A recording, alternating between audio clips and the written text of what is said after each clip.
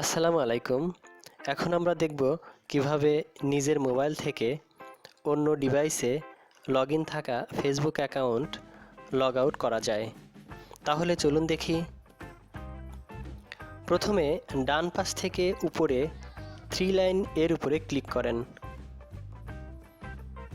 এবার password and সিকিউরিটিতে click করেন।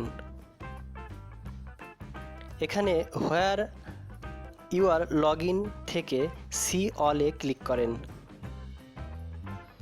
এখানে যতগুলো ডিভাইসে আপনার ফেসবুক অ্যাকাউন্ট চালু আছে সেগুলোর নাম এবং আইপি অ্যাড্রেস দেখা যাবে।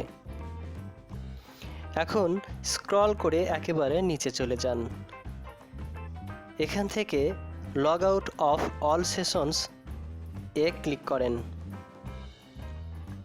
এখন লগ আউটে ক্লিক করেন, তাহলে সবগুলো যন্ত্র থেকে আপনার ফেসবুক অ্যাকাউন্ট লগ আউট হয়ে যাবে।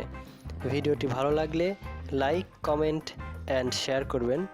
ধন্যবাদ সবাইকে। আল্লাহ হাফেজ।